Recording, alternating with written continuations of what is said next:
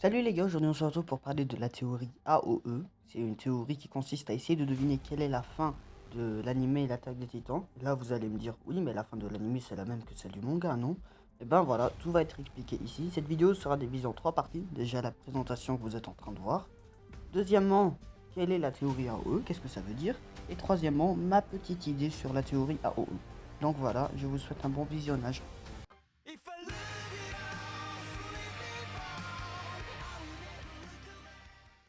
Bon, déjà, première chose à savoir, c'est que AOE est composé de 3 lettres.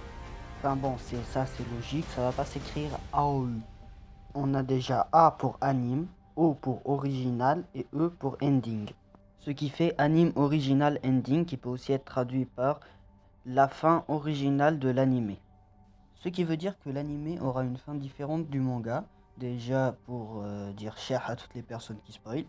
Et aussi pour faire sens à cette phrase et faire en sorte que l'anime et le manga sont une vraie boucle temporaire. Genre la fin du manga c'est le début de l'anime et la fin de l'anime c'est le début du manga.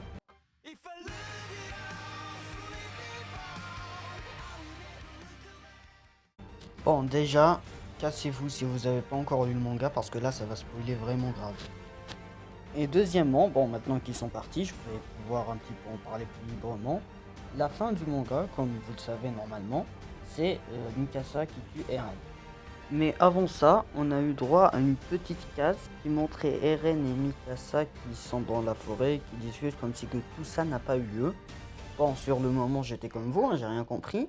Mais bon, après, j'ai lu quelques théories et en fait, c'est ce qui serait passé si dans cette scène, Mikasa avait pas dit tu es de ma famille, mais avait vraiment déclaré ses sentiments à Eren.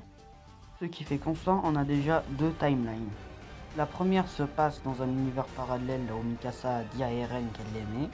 La deuxième là où Mikasa tue Eren, la fin du manga quoi. Mais la théorie AOE dit que l'anime aura sa propre fin. Et donc moi j'ai cherché pas mal longtemps quelle serait la fin la plus logique. Attendez, on va récapituler un petit peu tout ce qu'on vient de voir. Première fin, c'est une happy end. Mikasa et Eren sont tous les deux en vie et maintenant ils vivent ensemble. Deuxième fin, un peu moins joyeuse, là où Mikasa tue Eren. Donc la suite la plus logique serait Eren qui tue Mikasa. Alors, toujours pas convaincu? Regardez. Dans cette scène, on voit un titan colossal écraser un papillon pendant quelques millisecondes. Bon, là vous allez vous dire, c'est peut-être juste pour faire joli, mais dans les OAV Lost Host Girl, ou j'ai oublié comment ça s'appelle, Mikasa est présentée sous un papillon. Bon, ok, c'est le titan colossal qui a écrasé le papillon, mais pas Eren. Et pour ceux qui ont lu le manga, déjà, vous savez que Eren se transformera en titan colossal. Et aussi, si on met pause en bon endroit, on peut voir l'empreinte du titan colossal devenir une empreinte humaine. Bon, ça c'était tout pour ma théorie personnelle, mais si vous avez bien suivi, vous aurez remarqué qu'avant je vous ai parlé d'une sorte de boucle temporaire, genre la fin du manga, enfin vous voyez, revenez en arrière, vous allez comprendre. Ben, honnêtement, moi aussi, j'ai rien compris à cette théorie. Du coup, je mettrai une chaîne en description, une vidéo qui explique très bien cette théorie, que j'ai pas vue d'ailleurs, et peut-être qu'on va la voir en même temps. Voilà.